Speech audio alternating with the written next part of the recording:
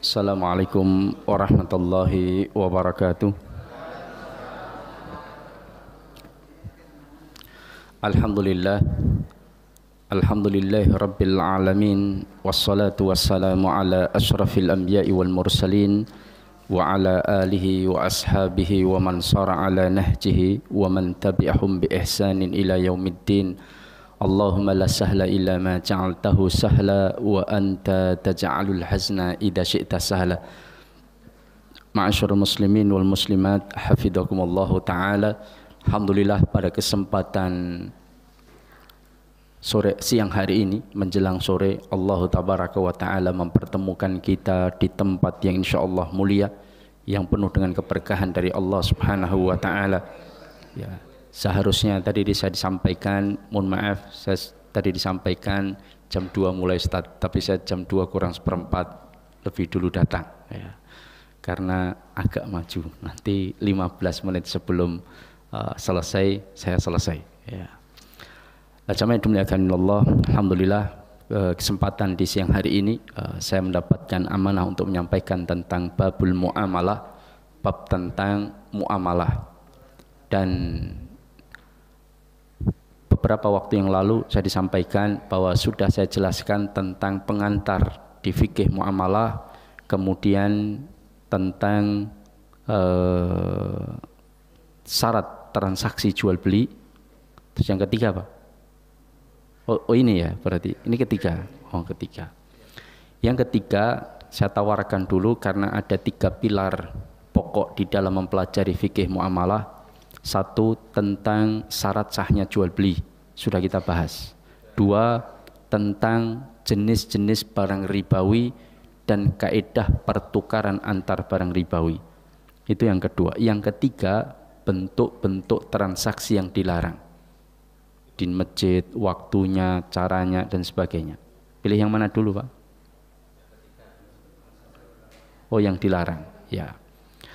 Kita bahas pada siang hari ini tentang fi bayani anwa'i minal buyu al-mamnu'ah, bab tentang bentuk-bentuk transaksi dalam jual beli yang dilarang di dalam Islam. Karena ini masalah muamalah, maka yang dibahas adalah yang dilarang, bukan yang dibolehkan. Tapi kalau masalah ibadah, yang dibahas adalah yang diperintahkan, bukan yang dilarang, ya. Karena al-aslu fil ibadah al-hurma hatta yadulla dalilu ala tahlil. Bahwa hukum ibadah itu hukum asal semuanya haram, Pak. Enggak boleh kita bikin ibadah-ibadah sendiri, enggak boleh. Kalau kita melakukan ini nanti dapat pahala sekian, nanti begini, itu enggak boleh kecuali dengan dalil. Sampai ada dalil yang menghalalkan. Ini masalah ibadah. Boleh enggak jam 2 siang kita bikin ibadah wajib sholat 8 rakaat? Boleh enggak, Pak? Jam 2 siang? Enggak boleh, sebab ada aturan. Apapun kita niatkan sebagai satu bentuk ibadah, kecuali dia harus mendatangkan dalil, ini bab ibadah. Tapi dalam masalah muamalah jangan tanya dalil perintahnya, enggak akan nyambung. Kita mau transaksi online, mana dalil online? Enggak ada. Ya enggak, ya jelas enggak ada. Di zaman Nabi enggak ada online, ya. Nah, maka yang dibahas adalah dalil larangannya. Selama tidak ada larangan, maka boleh transaksi itu dilakukan. Al-aslu fil muamalati al-ibahah hatta yadulla dalilu ala tahrim. Jadi segala bentuk muamalah menika hukumnya ibahah, dibolehkan, kecuali yang dilarang, ya. Tapi kadang-kadang ada orang bikin bentuk-bentuk yang ritual atau segala macamnya yang kemudian diyakini akan mendatangkan begini, kalau tidak dilakukan akan mendatangkan begini, lalu ditanya dalilnya mana? Mana dalil larangannya? Oh, enggak ada. Ya jangan ditanya dalil larangannya, enggak akan nyambung, karena ini masalah ibadah. Jangan tanya dalil larangannya, tapi tanya dalil perintahnya. Tapi kalau dalam muamalah, nah tanya dalil larangannya. Ini harus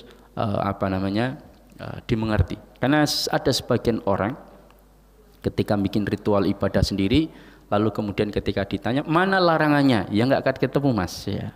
Mana nggak akan ketemu. Nah, ini tentang masalah muamalah. Ada 4 bagian atau 4 pokok yang dilarang dalam transaksi atau jual beli. Ya. Satu, dilarang dalam jual beli itu karena tempatnya. Dua, dilarang transaksi jual beli itu karena waktunya. Tiga, dilarang jual beli itu karena zatnya. Dan yang ketiga, dilarang jual beli itu karena caranya, ya, atau unsur haram yang terkandung di dalamnya. Nah, 4 pokok ini diperinci menjadi 16. Ya.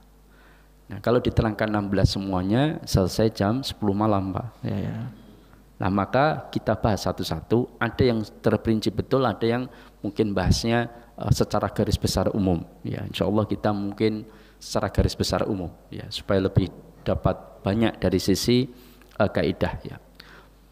Pertama, terlarang karena tempatnya dulu, Pak. Ya. Ada tempat yang itu dilarang kita melakukan transaksi jual beli. Teng pundi, Pak? Teng kuburan angsal mboten, Pak? Ya. Teng kuburan angsal. Niku praci menika enten warung hik tengah kuburan, Pak. Nggih mboten? Nah, cuman sayangi tutupe bar isa jam tekan jam 8 pun tutup nggih. Mbok tekan jam 2 ngoten lho. Ya. Ya, sing dodol wedi nggih. Nah, maka tempat yang dilarang untuk dilaksanakan transaksi jual beli karena ini urusan muamalah dunia, maka adalah masjid, ya. Masjid. Kalau musola, boleh nggak? Pripun? Musola boleh atau tidak? Kalau kita baca kitabnya para ulama, boleh, Pak. Kenapa kok bisa boleh? Kenapa kok masjid ora ento, musola kok ento? Ya. Misalkan di kampung ada satu namanya musola Al-Iman misalkan. Di situ tempat sholat 5 waktu. Ya.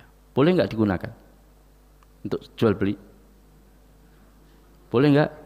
Tapi dalam kitab ulama kenapa disebutkan musola itu boleh digunakan untuk transaksi jual beli? Betul, musola yang dimaksud dalam kitab-kitab para ulama bukan langgar nopo masjid cilik, bukan. Musola itu adalah tempat biasa dilaksanakan sholat idain 2 hari raya, dan itu tanah lapang. Itu dalam kitab fikih namanya musola, Pak. Ya, itu dalam kitab fikih namanya musola. Paham ya? Ya. Lain. Ya. Jadi di Arab orang menyebut tempat sholat id tanah lapang yang luas yang biasa digunakan mengumpulkan banyak orang itu disebut dengan musola, tempat dilaksanakannya sholat id. Makanya dalam riwayat hadis disebutkan ketika Ali bin Abi Thalib ditanya, ya Ali, di mana kamu sholat id? Maka Ali menjawab, kami dengan Rasulullah sholat id di musola, dan kami menyembelih hewan kurban pun di musola. Lalu kalau diterjemahkan kalian pakai terminologi kula panjenengan, salat ini musola, masjid ora cukup kok musola. Iki piye to ceritane, kan ngoten Pak nggih. Terus nyembelih wedhus sapi barang ning jero musola, iki piye malan? Lah kan jadi kacau, Pak. Karena musola yang dimaksud adalah tanah lapang. Tempat salatnya idain 2 hari raya. Makanya salat idain 2 hari raya yang terbaik di mana, Pak? Masjid atau musola? Di masjid, Pak. Tapi Masjidil Haram. Nah, kan ngaten nggih? Ya, masjidnya belum selesai, Pak. Masjidil Haram. Itu yang terbaik untuk sholat idain 2 hari raya. Baru setelah masjid, musola dalam pengertian tanah lapang, Pak. Kalau jalan, nyegah jalan itu sebagian ulama memakruhkan, tidak menyukai. Sebab itu lalu lintas. Paham? Ya. Oh, beda perkara jalan buntu. Nah, artinya itu lalu lintas.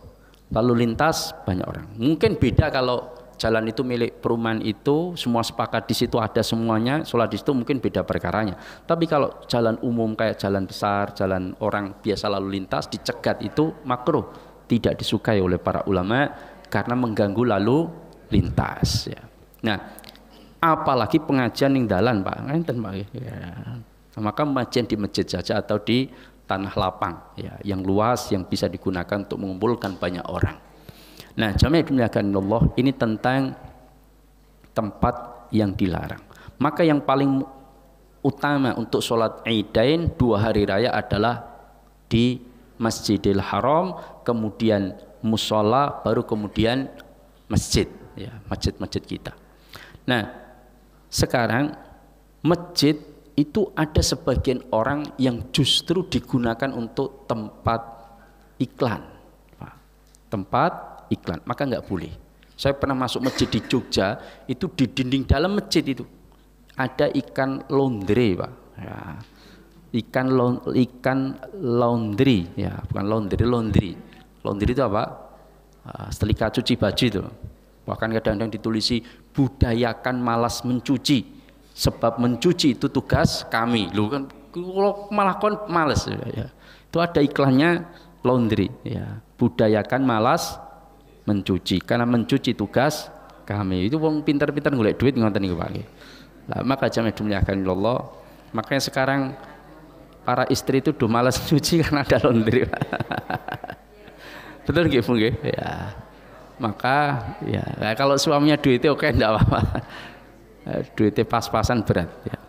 Nah, ini tentang masjid ya. Saya pernah masuk masjid pengajian. Saya pengajian kalau nggak salah waktu itu sekitar jam 9. Mulai saya datang jam 9 kurang. Meskipun agak-agak langka, saya datang lebih awal itu rotok-rotok langka ya.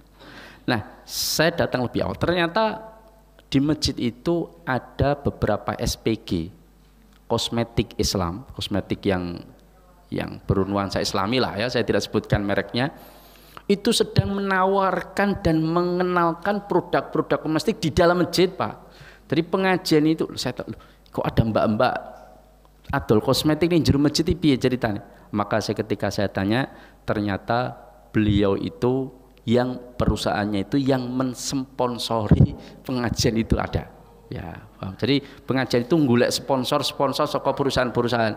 Nah, nanti boleh iklan di depan jamaah. Cuman di dalam masjid ini masalah, nggak boleh. Masjid bukan tempat untuk iklan. Makanya ketika saya di endorse, minta untuk bimbing haji, bimbing umroh di lembaga bisnis di usaha bisnis biro, saya disampaikan, Ustadz, nanti kalau pas ngisi pengajian tolong disampaikan ikut biro kami, insya Allah kualitasnya begini-begini, nanti sampaikan ya Ustadz ya, biar nanti jamaah pada ikut, nanti yang bimbing antum sendiri langsung ya. Maka saya sampaikan, saya tidak berani dan saya tidak mau ya. Kenapa? Kalau itu di masjid, tapi kalau di gedung, di rumah orang, di luar masjid, saya tidak masalah. Ibu, insya Allah saya berangkat umroh dengan biro ini, siapa yang mau ikut monggo silahkan ya. Nanti insya Allah bimbingan kita dengan begini-begini, nanti ada kelebihannya begini-begini, tidak ada masalah. Tapi kalau itu di dalam masjid nggak boleh, nggak boleh ya. Kecuali bisnis dengan Allah. Misalkan kita pasang MMT, orangnya itu nyumbang untuk buka puasa, terus suruh masang misalkan obat mumet misalkan ya, nah taruh di situ ada gambarnya orang, ada iklannya, tempelkan masjid, nggak boleh ya.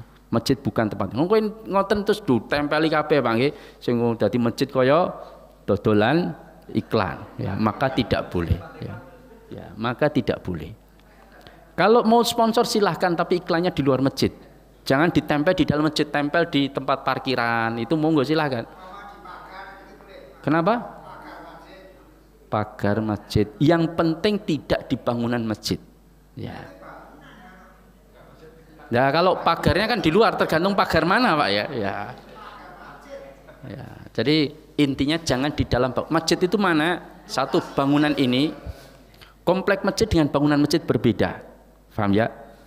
Kalau komplek masjid itu di luar bangunan yang digunakan tempat sholat, ini dalam serambi situ untuk biasa kadang kalau membludak sholat itu tetap bagian masjid. Tapi kalau sudah di parkiran, ya tempat pingpong sana, itu bukan masjid, cuman mungkin masuk komplek masjid, tapi bukan masjid. Ya, paham? Yang nggak boleh itu di dalam sini. Ya, di luarnya di serambi itu juga nggak boleh. Tapi di luar itu silahkan. Ya, maka Ini salah satu tempat yang tidak boleh digunakan untuk jual beli. Wong kadang-kadang kelikaran ning masjid dodolan, yen online. Lempermu piro Mbak? Aku lemparku regane sementen ngenten-ngenten. Transaksinya di dalam masjid nggak boleh. Ya, tidak diperbolehkan. Rasulullah jangankan jual beli, Pak. Pernah satu ketika ada orang yang kehilangan barang, Pak. Kehilangan itu, Pak. Kehilangan barang. Maka kemudian orang yang kehilangan tadi berdiri lalu kemudian mengumumkan, semuanya sahabat-sahabatku, ada yang tahu nggak barang saya hilang di masjid, barang saya ini. Diumumkan, semua melihat dia mengumumkan. Maka Rasulullah langsung mendoakannya, mudah-mudahan barangmu tidak ketemu. Loh, doanya Rasulullah begitu. Kenapa masjid bukan tempat untuk mengumumkan barang hilang? Sampai seperti itu. Saking betapa kita itu harus menghormati masjid. Maka jadikan masjid itu sebagai tempat ibadah, tempat pusat mengurusi keumatan. Termasuk permasalahan masjid tidak dijadikan tempat untuk mengatasi seluruh masalah umat. Ya. Contoh misalkan, kadang-kadang mohon maaf, masjid itu kadang saya lihat saldo 165 juta, kan gitu begitu.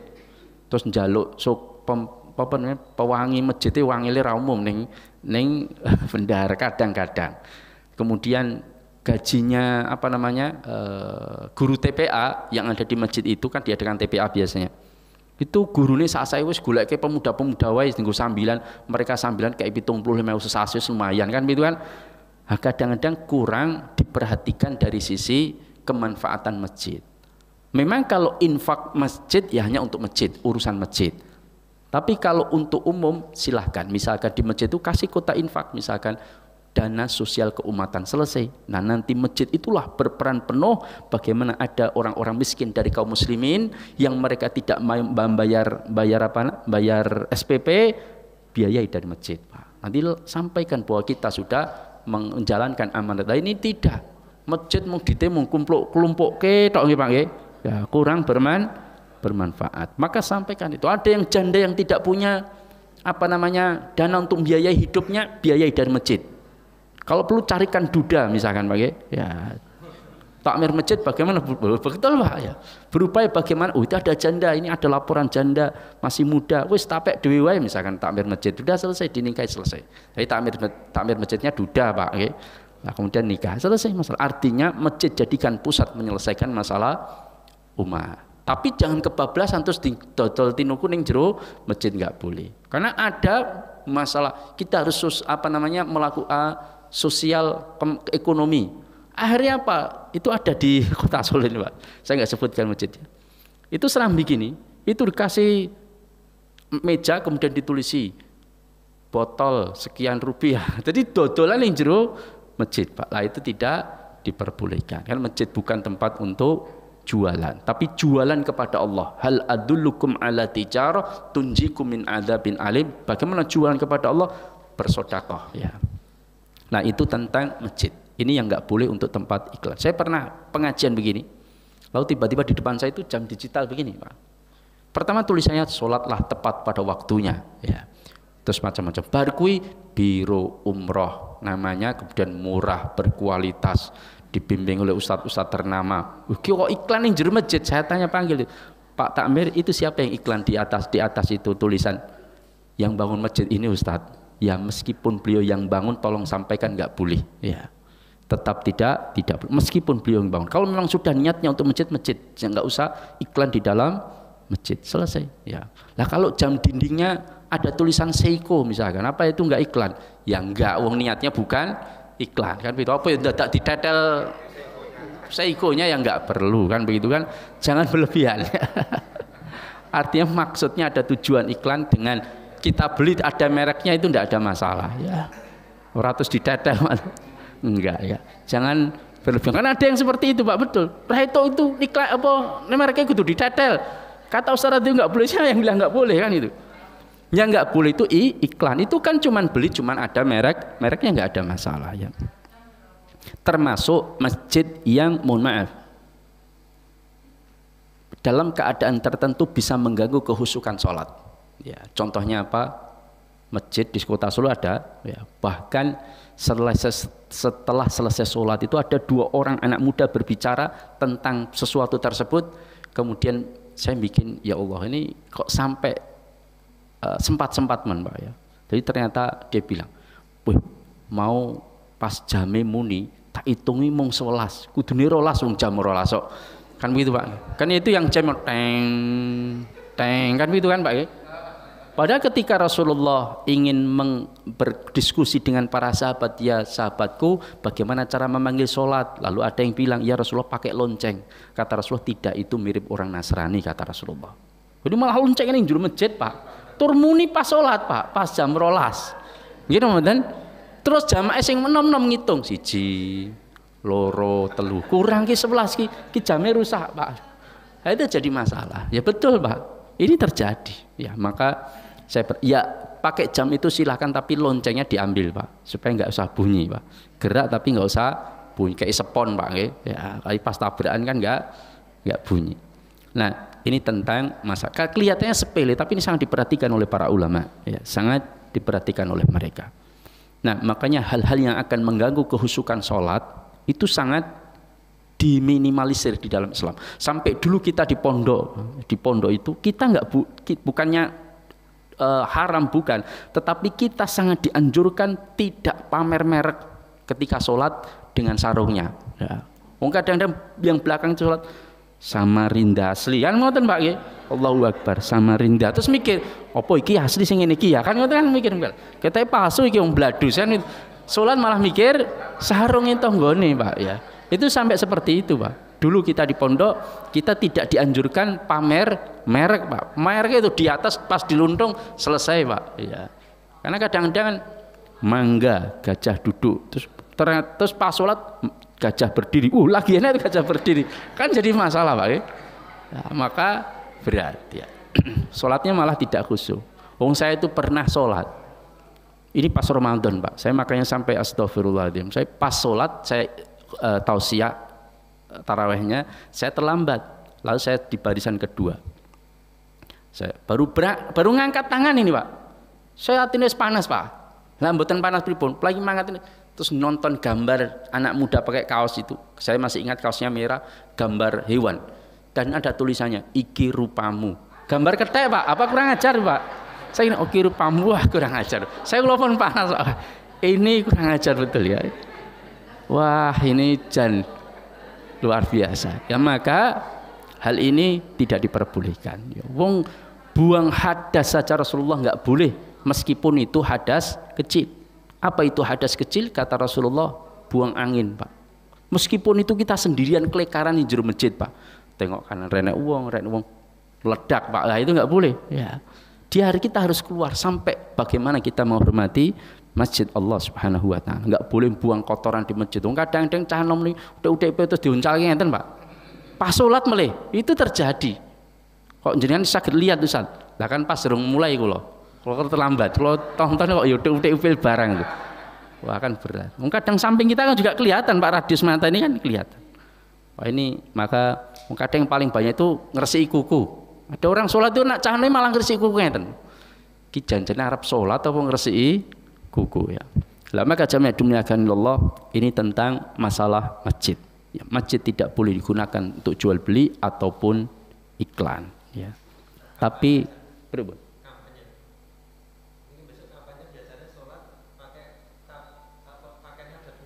Enggak boleh ya, tidak boleh. Ya, itu tidak boleh. Termasuk begini. Masjid digunakan untuk kampanye enggak boleh, Pak.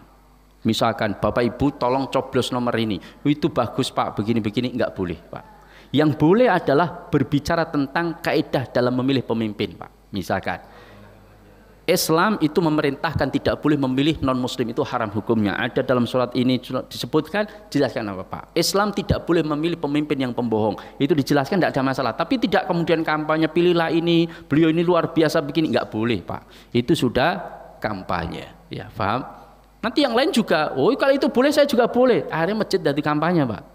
Saya itu pernah ngisi ba'da Isya. Habis maghrib ba'da Isya saya ngisi di sebuah tempat ya. Saya nggak usah sebutkan, langsung sebutkan, jangan tahu lurahnya Pak ya. Jadi Saya datang sana, seharusnya saya ngisi itu jam 8. Saya itu ngisi jadi jam 9, Pak. Molor hampir 1 jam. Gara-gara apa? Ternyata ada orasi calon lurah, Pak. Teng jero masjid, Pak.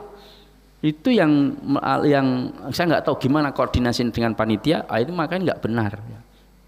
Besok Pak kalau saya jadi lurah insya Allah saya itu amanah, saya akan begini program saya begini. Ini sudah kampanye, paham?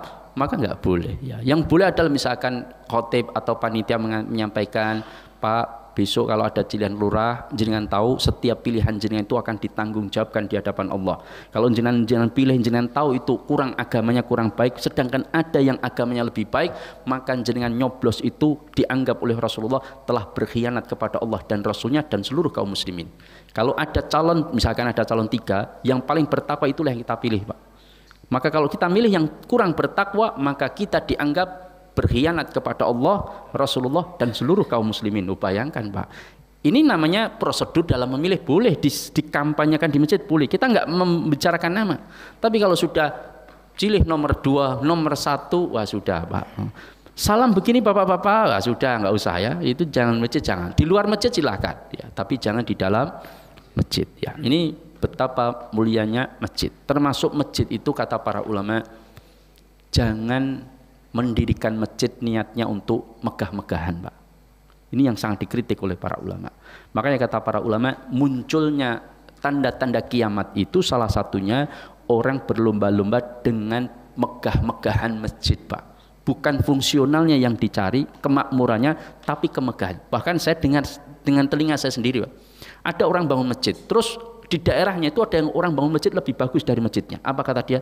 Wah, ning kono masjid lu HP aku bangun lu HP, ojo kalah ngantuk karo dhek. Itu niatnya opo kan begitu kan mengenaskan kita.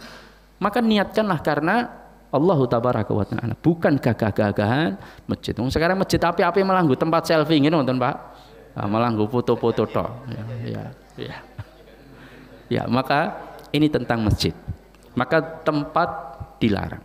Kemudian yang kedua, yang dilarang lain adalah itu dilarang karena tempatnya ya. Tempat itu yang pertama masjid, yang kedua mana, Pak? Sebagian ulama melarang, sebagian ulama ada yang memakruhkan saja, tetapi pendapat yang lebih kuat itu dilarang, Pak. Di mana? Selain masjid, di jalan. Di pinggir jalan dengan di jalan bagian pinggir atau di jalan berbeda loh, Pak. Paham ya? Ada orang berjualan di pinggirnya jalan. Di pinggir jalan berarti bukan di jalan, paham? Kalau dia berjualan di tempat mobil-mobil itu bergerak, motor itu bergerak, bahasa kita yang di aspal itu, lah maka itu nggak boleh, Pak. Ya, ditabrak. Tapi ada, Pak, yang berjual malah nyabotase, Pak.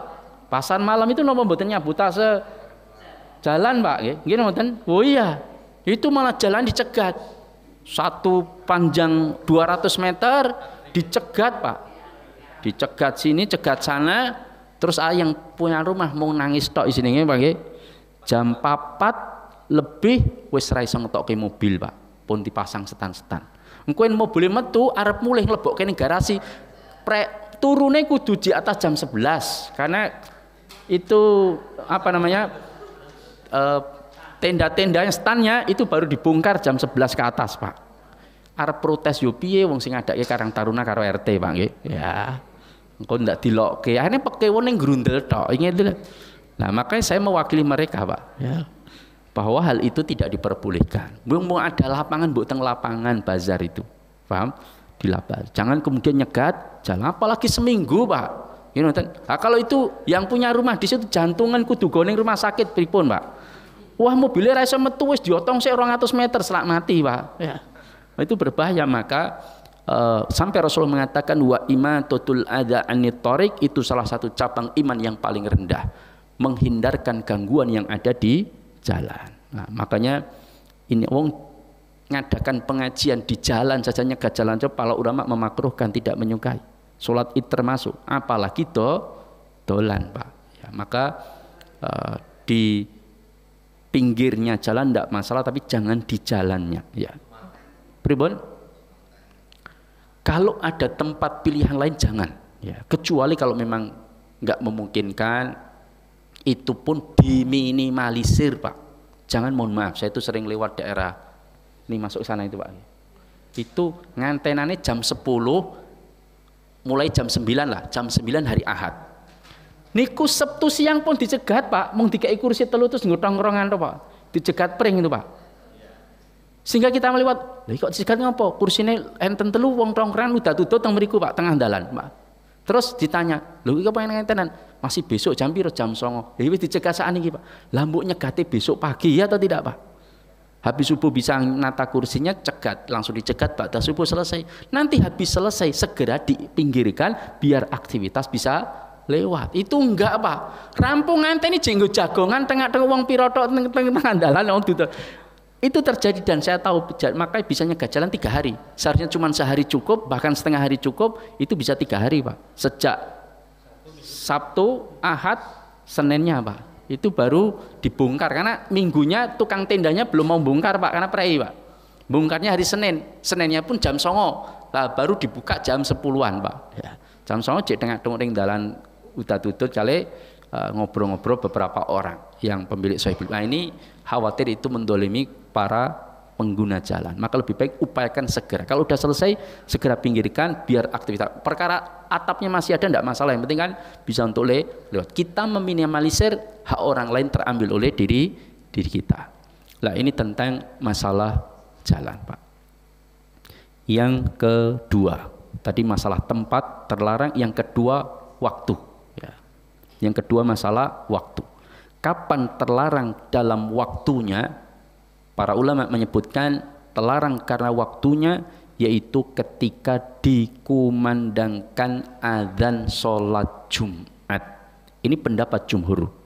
Sedangkan pendapat sebagian yang lain mengatakan tidak, yaitu di setiap dikumandangkan azan sholat wajib maka terlarang untuk jual beli. Ustadz, apakah yang terlarang itu seluruhnya? Tidak. Yang terlarang itu orang yang wajib sholat berjamaah segera ke masjid, itu yang dilarang. Kalau ibu-ibu tidak mengapa. Sing penting ojo nglayani bapak-bapak sing penting masjid. Ustaz, kalau kita buka warung pas sudah dikumandangkan adzan lalu kemudian ada orang datang ke warung kita, dia musafir, dia tidak wajib ke masjid misalkan. Dia musafir, ya tidak apa-apa. Tapi kalau bukan orang yang wajib ke masjid maka jangan dilayani, suruh dia untuk ke masjid. Ya, kalau jenengan mau tutup itu jauh lebih menjaga hal-hal yang mungkin berbeda. Tapi kalau enggak ya dibolehkan bagi orang yang tidak wajib sholat berjamaah ke masjid. Nah ini tentang waktu ya, yang terlarang untuk dilaksanakannya praktek jual beli. Terlarang karena waktunya. Terus yang ketiga ya, yang ketiga yaitu terlarang karena zatnya. Jadi zatnya terlarang. Ya. Segawon, segawon. Oh kiri, nggih, ya kiri. Kiri gede. Yen basa haluse wedhus balap, Pak, nggih. Ya, ngene wonten, Pak. Wedhus balap. Nggih. Kambing balap, wedhus balap itu termasuk haram nggak dimakan, Pak? Haram. Boleh nggak diperjualbelikan? Nggak boleh. Tapi ada orang yang alasannya, lu kula kan boten mangan, Ustaz. Bahkan mohon maaf, saya itu pengajian menjelaskan tentang muamalah. Ada bapak-bapak datang bertanya, Ustaz, saya itu sering diledeki oleh teman-teman haji saya. Katanya haji saya ora sah. Saya balik bertanya, lah kenapa? Hajinya kok dikatakan tidak sah? Lah katanya harta saya haram, Ustaz. Padahal demi Allah, Ustaz, saya itu enggak melakukan pencurian, enggak melakukan praktek haram, Ustaz. Saya itu peternak, insya Allah. Ya, halal jual saya itu saya ternak. Lah saya tanjenan ternak nopo? Babi, Ustaz. Walah niku kan gitu. Babi itu enggak boleh diperjualbelikan. Loh, kan yang haram memakannya, Ustaz. Kalau jual beli enggak apa-apa. Lah jenengan itu membantu orang untuk melakukan praktek haram. Itu termasuk ikut menanggung dosa dari praktek tersebut. Makanya Allah menyebutkan dalam Al-Quran, ta'awanu 'alal birri wat taqwa wa la ta'awanu 'alal itsmi wal 'udwan. Makanya para ulama bikinlah sebuah kaidah.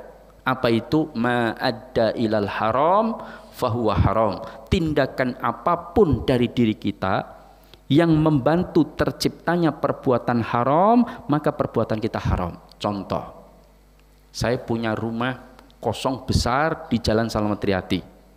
Lalu ada yang nyewa, terus saya sewakan, akadnya ijarah, halal akadnya ijarah. Apakah hasil saya halal? Belum tentu. Ternyata saya sewakan untuk lembaga ribawi, Pak. Lembaga keuangan ribawi, misalkan Bank Ribawi Indonesia. Disingkat apa? Nah, jenengan jawab ya. Nah, misalkan ada Bank Ribawi Indonesia kemudian yang saya berikan tempat untuk saya sewakan. Apakah saya termasuk perbuatan saya haram? Ya haram. Kenapa? Karena saya ikut membantu terlibat dalam praktek yang haram. Makanya di dalam Islam itu ada kaidah tadi saya sebutkan, dosa itu ditutup serapat-rapatnya oleh Allah dan Rasulnya agar tidak terjadi. Dengan apa? Mengancam setiap orang yang terlibat. Dan pahala itu, Pak, itu juga dibuka selebar-lebarnya sehingga siapapun yang terlibat dia ikut mendapatkan pahalanya. Pernah contoh, Rasulullah itu didatangi oleh sahabat, ya Rasulullah, saya nggak kuat untuk jalan. Adakah yang menggoncengkan saya untuk dalam perjalanan ini ya Rasulullah? Maka Rasul mengatakan, iya saya akan carikan. Tapi tiba-tiba ada seorang sahabat, ya Rasulullah, biar aku tunjukkan kepada siapa dia dapat tumpangan. Tunjukkanlah, kata Rasulullah. Maka orang itu kemudian menunjukkan, si fulan ini orangnya yang akan mengoncengkan engkau. Goncengkan dia, oh baik. Lalu goncenglah. Ketika dia sudah naik goncengan, maka Rasulullah mengatakan, man dalla ala khairin falahu mithlu ajri fa'ilihi. Orang yang nunjukkan tok tadi, Pak, niki lho Mas, kowe gonceng karo Mas iki. Nunjukkan tok, Pak. Itu pahalanya sama seperti sing goncengkan, Pak. Dari sini sampai perjalanan selesai dia dapat pahala besar, sing nunjukke juga dapat pahala sama seperti yang melakukan tanpa mengurangi pahala dia. Apa enggak enak, Pak? Maka ini kayak pengajian panitia. Undang ustadz, ya. Dia nunjukkan di sini ada pengajian. Maka orang-orang pada datang. Itu dia sendiri datang dapat pahala. Semua orang yang datang ada 100 orang, misalkan satu orang dapat pahala 1 kirot ini misalkan, maka yang ngundang tadi dapat pahala 100 kirot plus 1 kirot dari dirinya sendiri. Enak atau tidak? Enak. Maka panitia itu pahalanya paling besar, Pak, ya. Maka jadilah panitia. Mung kadang-kadang sepot jantung, ya. Ustadznya ora teko ya, ya. Tanggung jawab. Ya, saya pernah lupa, ya, itu tablik akbar, Pak. Panitia nih, wah Ustadz, karena panitia kenal ya rawani muni-muni, Pak. Dan Ustadz, wah saya sampai dipaksa jamaah untuk menggantikan Ustadz, ya. Saya itu gemetar, Ustadz, saya itu baru gemetar keringetan pertama kali, yaitu ngisi tablik akbar dadaan. Ustadznya ratek, saya lupa ketiduran, Pak. Jadi Ba'da Isya saya nidurkan anak, ayo semua tidur. Saya suruh tidur, saya tidur lebih dahulu, anak saya belum tidur malah. Jam 2 saya bangun, lihat HP, kok enek telepon prorikuri sopo ikan gitu. Tak bukai, udah ditunggu Ustaz, udah ditunggu sudah jam 2 masa kula mangkat, Pak, ya. Ya sudah, besoknya saya minta maaf, ya. Tapi pahalanya paling besar. Semakin besar spot jantungnya, pahalanya semakin besar. Loh betul, Pak. Ini kan semua resiko yang lebih besar maka pahalanya juga lebih besar. Orang yang jalan kaki pergi masjid dengan jalan naik kendaraan itu berbeda pahalanya, Pak. Iya, ada keutamaan berjalan, ya, dari menggunakan kendaraan. Itu disebutkan oleh Rasulullah SAW. Ini pendapat jumhur ulama. Meskipun bensin tetap diperhitungkan, Pak, pahalanya. Itu pasti, Allah itu maha adil. Jadi nggak usah khawatir. Cuman memang berjalan kaki ada nilai tersendiri, ya. Bahkan sampai ada sahabat itu jalan kakinya kecil-kecil supaya pahala yang ditambahkan dan dosa yang dikurangi semakin banyak, ya. Itu sampai seperti itu. Nah, maka jamaah dimuliakan Allah, ini tentang zat yang terlarang dilakukan untuk transaksi. Maka dalam disebutkan oleh para ulama tentang hadis Rasulullah, innallaha idza harrama syai'an harrama thamanuhu. Allah itu jika mengharamkan sesuatu maka Allah haramkan pula jual belinya. Allah haramkan babi, maka memperjualbelikannya tidak boleh. Allah haramkan misalkan binatang buas yang memakan dengan cara membunuh, maka Allah haramkan pula untuk diperjualbelikan. Seperti singa, apa lagi Pak? Harimau dan konco-konconya Pak. Ya. Nah, ini tentang bagaimana kulit buaya, kulit singa. Ini pembahasannya panjang lebar Pak. Ya, panjang. Ya, tapi tidak tempatnya kalau sekarang. Tapi yang jelas bahwa benda yang haram atau najis, dua hal ini itu tidak boleh diperjualbelikan. Kalau javaning coco chip, Pak, boleh nggak? Ngetos javaning coco chip, kalau bahasa kerennya pun mohon maaf ya, serintil. Ya. Yang digunakan untuk itu loh, pupuk itu loh Ibu. Ya. Kan ada itu yang dijual apa namanya? 3.000-an Pak nggih. Ya, satu plastik itu 3.500 kalau mundak sekarang ya. 3.500. Itu kita sering nyebutnya Javanik Coco Chip Pak nggih. Ya. Nah, itu boleh nggak diperjualbelikan Pak? Najis nggak itu serindil Pak? Jadi boleh nggak diperjualbelikan? Ya. Betul Pak. Seluruh ulama sepakat Pak bahwa benda najis haram diperjualbelikan. Paham ya? Walah urip kok angel men ta Ustaz, tuku serintil ndak dilarang. Lah, pertama begini. Semua ulama sepakat benda najis tidak boleh diperjualbelikan. Tapi benda yang kotor dianggap kotor tapi tidak najis dan punya manfaat boleh Pak. Paham? Lah tergantung Pak. Kalau dalam madhab Syafi'i Pak, semua kotoran hewan itu najis, maka memperjualbelikannya tidak boleh.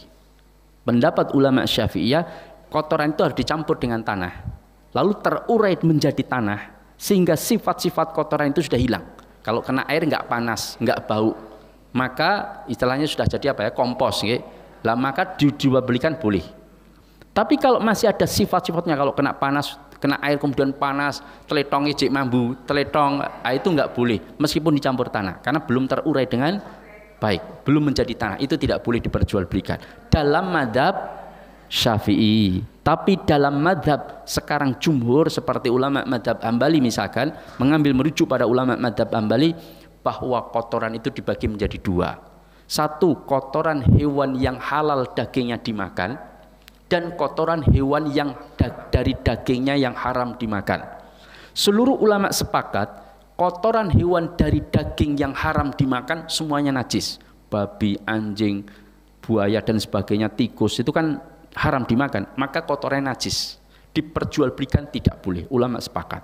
Sedangkan kotoran dari hewan yang dagingnya halal dimakan, kelinci, kambing, sapi, ayam, maka kotorannya dianggap tidak najis, sehingga memperjualbelikannya boleh. Paham? Makanya kalau jenengan madhabnya Syafi'i pengen tuku serintil, titiplah yang madhabnya Hambali Pak ya. Kan betul ngoten Pak ya. Lah, betul. Artinya memang ini ulama khilaf. Kalau jenengan yakin dengan madhab, yakin dengan pendapat ulama Syafi'i bahwa kotoran itu najis, konsekuen jangan nggak boleh beli Pak, nggak boleh pelin-pelan. Dalam masalah najis ulama Syafi'i, tapi dalam masalah jual beli boleh, saya Hambali. Oh nggak bisa karena saling terkait Pak. Beda misalkan dalam masalah apakah ada kunut misalkan, saya ambil pendapatnya Imam Syafi'i. Tapi dalam masalah niat dicaharkan atau tidak, saya memilih mendapat jumhur yang tidak menjarkan. Itu tidak masalah, itu beda topik Pak, beda pokok masalah. Tapi kalau tadi ada terikat Pak, dia najis, konsekuensinya tidak boleh diperjualbelikan. Buktinya Pak Ustadz kok dikatakan tidak najis? Nah, ulama madhab Hanabilah, Hambali itu menjelaskan. Pertama, andaikan kotoran atau kencing hewan yang halal dagingnya itu najis, maka tentunya Rasulullah pasti melarang menggunakan kencing unta untuk dijadikan obat. You know, Pak? Kalau kencing unta itu najis, Maka tentunya Rasulullah melarang untuk menggunakan kencing unta itu sebagai obat. Dan ternyata penelitian modern sekarang, Pak, satu-satunya kencing makhluk hidup yang kencingnya itu betul-betul steril, bahkan mengandung beberapa zat yang bisa menyembuhkan terutama penyakit paru-paru, itu adalah kencing unta, Pak. Itu betul-betul steril, itu hanya unta. Selain unta nggak ada. Kencing kula panjenengan bakteri ini kathah, Pak nggih. Ya, penyakitnya kathah. Unta tidak ada. Itulah padahal di zaman dulu belum ada mikroskop, Pak. Belum ada penelitian yang canggih, tidak. Kenapa kok bisa seperti itu? Karena syariat kita berasal dari yang Maha Tahu, Pak. Allah Subhanahu wa taala. Makanya ketika Rasulullah menyebutkan sesungguhnya manusia itu ada 360 sendi, Pak. Ternyata dicek ilmu pengetahuan sekarang cocok, Pak, dengan apa yang disebutkan oleh Rasulullah. Apa Rasulullah dulu ngitung sendine menungso kan mboten, Pak. Tapi Allah memberitahu dengan ilmu Allah yang Maha Tahu tentang seluruh makhluk-makhluknya. Makanya ini sesuatu yang seharusnya umat Islam itu lebih maju, Pak, seharusnya. Soalnya kuncinya pun enten, Pak, jawabannya. Tinggal golek corone saja, Pak, untuk menuju kepada kesimpulan, ya, dengan melakukan riset. Nah, ini contoh tentang hewan kenapa yang halal dagingnya dimakan itu tidak najis. Alasannya itu. Yang kedua, Rasulullah ketika sholat di depan Ka'bah, Umar bin Hisham, yaitu Abu Jahal, itu menyuruh pemuda untuk menaruh kotoran onta di atas punggung Rasulullah. Padahal Rasulullah sedang sholat. Andaikan itu najis, maka Rasulullah pasti sudah menghentikan sholatnya dan mengganti pakaiannya dengan yang tidak najis. Karena sholat dengan benda najis itu tidak sah. Lalu bagaimana dengan Rasulullah ketika sholat ada kotoran di sandalnya, lalu justru melepaskan oleh malaikat Jibril? Ya karena kotorannya adalah kotoran hewan yang najis, hewan yang haram dimakan, yaitu sebagian ulama mengatakan itu himar piaraan. Himar piaraan itu kotorannya dagingnya haram dimakan sehingga kotorannya najis, ya. Itu pendapat sebagian ulama Hanabilah. Ini masalah kemantepan panjenengan. Sing mantep pendapati Imam Madhab Syafi'i yang monggo, ning konsekuensinya ampun beli pupuk sing asli, Pak nggih. Ya. Tapi kalau yang bermadhab mengambil pendapatnya madhab Hambali, ya silahkan. Berarti jual beli serindil boleh, Pak. Umahkan saya ketemu peternak itu, aku itu hasilnya dodolan kambing lemok kayak karo dodol serintile, malah oke dodol serintile, Pak Badine, Pak. Itu seperti ya, karena dia belinya kambingnya beli, Pak. Kambingnya pakannya beli, Pak. Ya, sehingga kosnya tinggi. Makanya hewan ternak yang wajib berzakat itu hanya hewan ternak yang saimah, Pak. Apa itu saimah? Apa itu saimah? Saimah itu hewan ternak yang mayoritas makannya digembalakan, ya. Mayoritas makannya digembalakan, itu namanya saimah, ya. Bukan soimah, ya. Saimah, ya. Nah, ini tentang hewan. Nah, ini zatnya, ya. Sampai sini ada pertanyaan? Enggak ada, ya. Nah, sekarang saya masuk ke caranya atau unsur yang ada di dalamnya. Ini ada 12. Monggo silakan. Ada hewan yang pada asalnya cara zatnya halal, namun karena mungkin lingkungannya kotor dan banyak bernajis, sehingga orang banyak menyebut itu hewan itu sudah makanan yang najis-najis. Ya. Sehingga mungkin ada istilah namanya hewan jalalah. Jadi bagaimana hukumnya? Karena kan memang awalnya halal, tapi setelah lingkungannya makanannya juga banyak yang haram, najis, apakah berubah tidak itu hukumnya? Ya, para ulama memang menyebutnya hewan jalalah, hewan yang mayoritas makannya itu benda najis atau haram, Pak. Seperti bangkai, duwe lele yang panganannya mung pitik mati, Pak. Selain itu nggak ada, dan itu mayoritas, maka lele itu haram dimakan, kecuali sudah disterilkan. Tapi kalau mayoritas itu benda yang tidak najis atau haram, tidak apa-apa. Misalkan sesekali mau kayak pitik, Pak, ini mayoritas makannya pelet, Pak, itu tidak apa-apa, masih dia dianggap tidak jalalah. Tapi kalau mayoritas makannya itu adalah benda najis atau haram, maka dia menjadi jalalah. Tapi jangan kemudian dibuang. Karena ada sebagian di Indonesia ini, kalau bikin kolam, itu di atasnya jamban, Pak. Tapi kalau di Solo mungkin nggak ada. Dan kalau ke Cirebon, Pak, daerah-daerah pesisir pantai itu banyak, Pak. Bahkan sampai saya itu datang wali santri ke pondok. Ustadz, wah mana ustadznya dari kolam besar-besar ini di pondok. WC-nya salurkan aja ke mana, ke kolam. Nanti biar iwake mangan kotorane santri, terus iwake dipangan santri, terus santri metu di, berarti muter terus, Bang. Walah jenengan iki mboten ngertos hewan jalalah, ya. Itu hewan itu haram kalau mayoritas makannya kotoran manusia, enggak boleh, ya. Makanya ada yang ternak lele di sapti tank. Itu ada, Pak, ya. Jadi sapti tanknya rodok gede sisan, terus ternak lele teng mriku, Pak. Ora dipakani blas. Engko pas sedot WC, nuda WC pas panen, terus kita dikasih, Pak, ya. Maka kalau kita dikasih hewan tersebut enggak usah dibuang, karena ada cara menghalalkannya, mensterilkannya. Pendapat Imam Syafi'i kalau hewan itu kecil kayak lele itu cukup ya 3 sampai 7 hari, ya. Artinya ditaruh di air yang bening atau air yang tidak mengandung najis, dikasih makan yang tidak mengandung haram atau najis selama 3 sampai 7 hari atau ya 10 hari. Semakin lama semakin baik. Lagi rong dino langsung digoreng kok rasanya piye-piye, nah itu berarti belum selesai sterilisasinya, ya. Nah, kalau hewan itu besar, kata pendapat ulama Syafi'iyah 40 hari ke atas, ya 40 hari minimal. Ya, itu pendapat ijtihad mereka, ya, wallahu taala a'lam. Ini cara mensterilkan, ya. Saya pernah ditanya, yang benar sterilnya berapa yang kuat? kenapa? Berapa minggu atau 7 hari? Kalau hewan kecil itu saya lebih condong ya sekitar ya 7 hari lah, ya, atau sepekan atau 10 hari. Tapi kalau hewan itu besar seperti wedus misalkan atau yang besar, mayoritas makanan najis atau haram, maka ya sebulan lebih, Pak. Sebagian ulama sampai menyebutnya 40 hari lebih ke atas, minimal 40 hari, supaya betul-betul steril. Makanya ada perdebatan di kalangan para ulama, bagaimana jika pohon, biji dan buah itu apakah bisa disebut jalalah jika pupuknya pakai tinja manusia, ya, paham ya? Kalau tadi kan hewan dikasih makan yang najis atau haram. Ini pertanian, ini saya pernah dengar di radio, Pak, ya.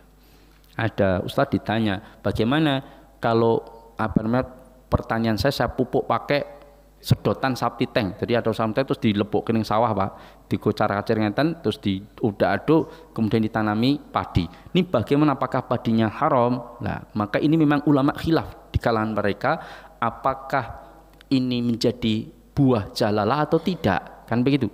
Saya lebih condong karena begini, ternyata buah itu juga amat sangat tergantung dari nutrisi tempat dia tumbuh, Pak.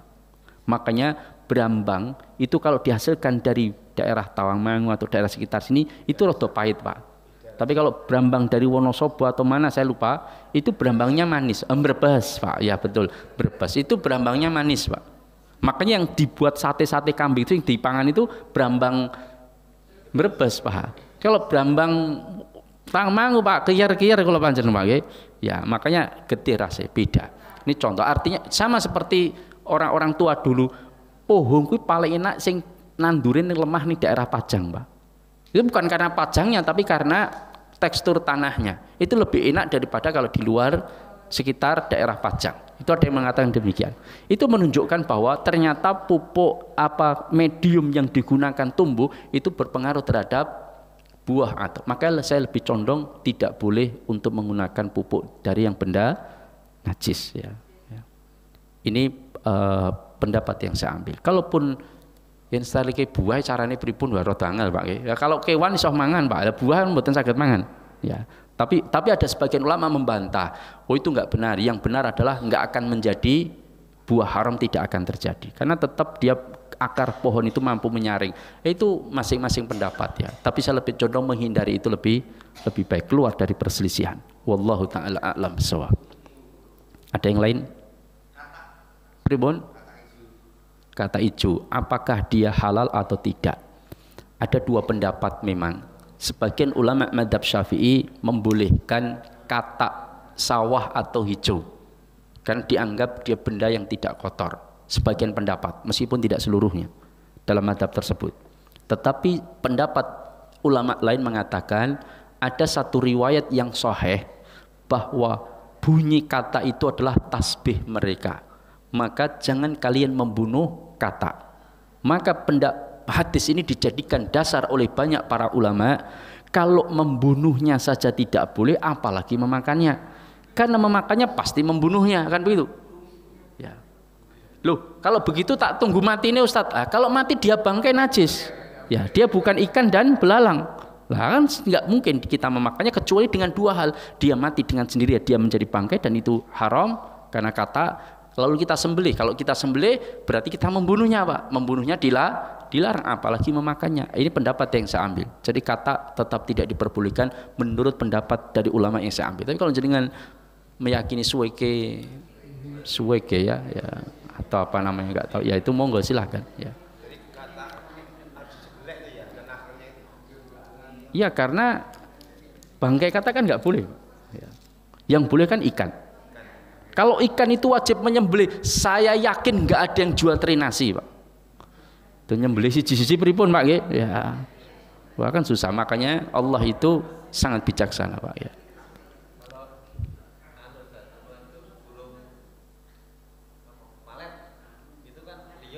Iya.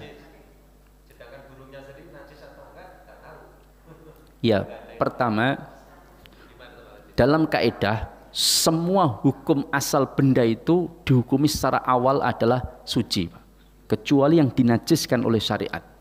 Itu hukumnya seperti itu. Ini para ulama jumhur sepakat. Semua benda itu asal muasalnya adalah suci, kecuali yang telah dinajiskan oleh syariat. Sekarang burung walet saja tidak disebutkan halal atau haram, kan begitu? Itu yang pertama. Kemudian walet pun juga bukan jenis burung yang bercakar, yang cakarnya digunakan untuk memangsa. Karena burung yang haram itu burung yang bercakar, yang cakarnya digunakan untuk memangsa. Raja wali, elang, alap-alap dan sebagainya itu haram. Kalau walet kan enggak. Kalau kenapa? Burung gagak. Burung gagak itu burung yang hitam itu. Nah, itu termasuk hewan yang tidak boleh untuk dimakan. Ya. Kenapa? Tidak hanya sekedar liar, tapi dia disebutkan khusus dalam hadis. Ada hewan-hewan yang dibolehkan untuk dibunuh. Satu, ular, kalajengking, tikus, burung gagak itu salah satunya. Ya. Maka hewan-hewan ini tidak boleh dimakan. Hewan-hewan yang tidak boleh dibunuh seperti lebah, semut, burung hudhud itu termasuk hewan-hewan yang tidak boleh dibunuh, maka haram untuk dimakan. Membunuhnya saja tidak boleh. Atau hewan-hewan yang diperintahkan untuk membunuhnya jika mengganggu, seperti ular, tikus, kalajengking, burung gagak, maka hewan-hewan itu pula haram untuk dimakan. Ya. Ini pendapat banyak di kalangan para ulama tentang masalah hal tersebut.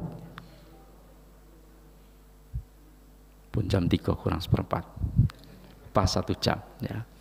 Maka jamaah dimuliakan Allah, tadi gojak-gajek itu saya mau membahas langsung fikih muamalah dalam bab kurban, tapi karena subuh tadi sudah di sini, ya, sehingga saya tidak bahaslah kembali. Kenapa? Karena ada yang sama, jenengan berdua.